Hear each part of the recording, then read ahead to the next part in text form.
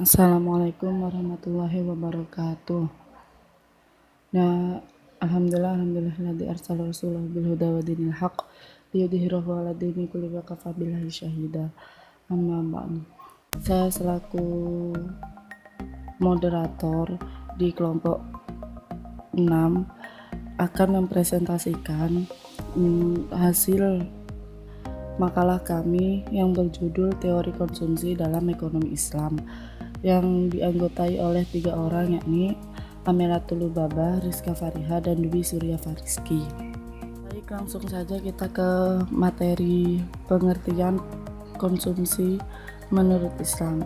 Konsumsi sendiri itu artinya kegiatan pemanfaatan penggunaan barang dan jasa untuk memenuhi kebutuhan sehari-hari.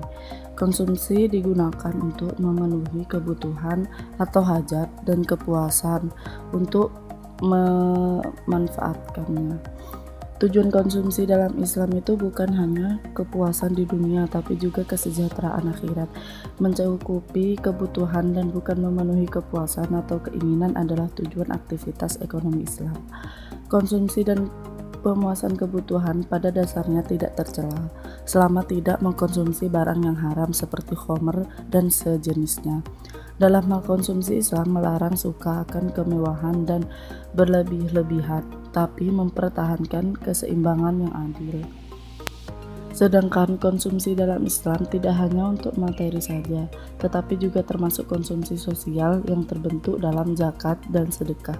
Dalam Al-Quran dan hadis disebutkan bahwa pengeluaran zakat sedekah mendapat kedudukan penting dalam Islam, sebab hal ini dapat memperkuat sendi-sendi sosial masyarakat.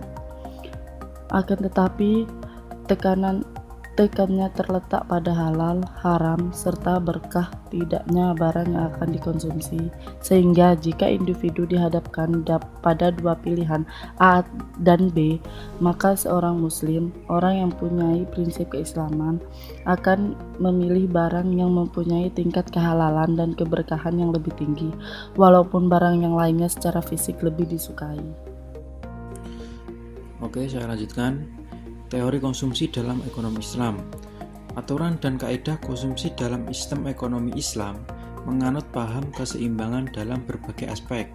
Konsumsi yang dijalankan oleh seorang muslim tidak boleh mengorbankan kemaslahatan individu dan masyarakat. Kemudian tidak diperbolehkan mendikotomi antara kenikmatan dunia dan akhirat. Bahkan sikap ekstrim pun harus dijauhkan dalam berkonsumsi, yang mana sudah dijelaskan di dalam hadis Nabi yang berbunyi liyunfiq du sa'ati min sa'atihi wa man qudira alaihi rizquhu falyunfiq mimma atahullah la yukallifullahu nafsan illa ma ataha sayaj'alullahu ba'da usri yusra. Hendaklah orang yang mampu memberi nafkah menurut kemampuannya, dan orang yang disempitkan rezekinya hendaklah memberi nafkah dari harta yang diberikan Allah kepadanya. Allah tidak memikulkan beban kepada seseorang melainkan sekedar apa yang Allah berikan kepadanya. Allah kelak akan memberikan kelapangan sesudah kesempitan. Assalamualaikum warahmatullahi wabarakatuh. Saya Amelatul Lubabah. Saya akan melanjutkan pembahasan presentasi dari teman saya. Di dalam presentasi ini saya akan membahas prinsip konsumsi dalam Islam dan kaidah-kaidah konsumsi dalam Islam. Yang pertama, saya akan membahas tentang prinsip konsumsi dalam Islam. Dalam teori perilaku konsumen ini dibangun berdasarkan syariat Islam, memiliki perbedaan yang mendasar dengan teori konvensional. Dengan adanya perbedaan ini, menyangkut nilai dasar yang menjadi fondasi dari teori, motif, dan tujuan konsumsi.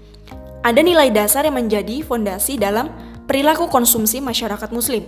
Yang pertama, keyakinan adanya hari kiamat dan kehidupan akhirat. Yang kedua, moral dalam beragama. Yang ketiga, kedudukan harta, yaitu harta ini merupakan anugerah dari Allah Subhanahu wa Ta'ala. Nah, selanjutnya, ini ada 5 prinsip konsumsi dalam Islam menurut Abdul Manan. Beliau merupakan pemikir ekonomi Islam yang berasal dari Bangladesh, Muhammad Abdul Manan. Beliau berpendapat bahwa yang pertama ada prinsip keadilan. Prinsip ini mengandung arti ganda mengenai rizki yang halal dan tidak dilarang hukum. Yang kedua, prinsip kebersihan. Prinsip ini menjelaskan bahwa makanan itu harus baik dan cocok untuk dimakan, tidak kotor apalagi menjijikan yang bisa menghilangkan selera. Yang ketiga, prinsip kesederhanaan. Prinsip ini mengatur perilaku manusia mengenai makanan dan minuman yang berlebihan. Saya juga berpendapat bahwa prinsip ketiga ini Allah selalu mengajarkan umatnya untuk menjaga kesehatan. Jika mengkonsumsi makanan yang berlebihan, akan beresiko untuk diri kita sendiri. Dan yang keempat, prinsip kemurahan hati. Dengan menaati perintah Islam, tidak ada bahaya maupun dosa ketika kita memakan dan meminum yang halal yang disediakan Allah Subhanahu wa Ta'ala. Dan yang terakhir ada prinsip moralitas. Seorang muslim diajarkan untuk menyebut nama Allah Subhanahu wa Ta'ala sebelum makan dan menyatakan terima kasih kepadanya setelah makan. Jadi sebelum makan dan sesudah makan kita dianjurkan untuk berdoa. Pembahasan saya yang kedua ini mengenai kaidah-kaidah konsumsi dalam Islam. Perbedaan ilmu ekonomi konvensional dan ekonomi Islam dalam hal konsumsi terletak pada cara pendekatannya dalam memenuhi kebutuhan seseorang. Islam tidak mengakui kegemaran dalam materialistis semata-mata dari pola konsumsi konvensional. Islam ini mengatur bagaimana manusia dapat melakukan kegiatan konsumsi yang bisa membawa mereka berguna bagi kemaslahatan hidupnya. Seluruh aturan Islam ini mengenai aktivitas konsumsi terdapat dalam Al-Quran dan hadis. Kaidah-kaidah konsumsi dalam Islam ini sebenarnya ada 6. Ada kaidah syariah, kaidah kuantitas, kaidah memperhatikan prioritas, kaidah sosial, kaidah lingkungan, dan kaidah larangan mengikuti dan meniru. Tetapi di presentasi ini saya akan membahas 2 kaidah saja, yaitu kaidah sosial dan syariah. Yang kedua ada kaidah sosial. Kaidah ini merupakan kaidah yang berpengaruh dalam kuantitas dan kualitas konsumsi dengan memperhatikan lingkungan sosial yang mencakup 3 aspek juga. Aspek yang pertama yaitu aspek umat. Aspek umat ini merupakan sesuatu yang harus saling berkaitan dan saling sepenanggungan. Ini merupakan ciri-ciri umat Islam baik dalam individu maupun kelompok. Aspek yang kedua ada aspek keteladanan. Aspek ini merupakan sesuatu dengan pengawasan perilaku ekonomi terhadap individu yang menjadi panutan dan agar tidak menyalahgunakan konsumsi mereka. Aspek yang terakhir yaitu aspek tidak membahayakan orang lain, yakni seorang muslim harus menjauhi perilaku konsumtif agar tidak mendatangkan kemudorotan terhadap orang lain maupun orang banyak. Sekian presentasi dari saya.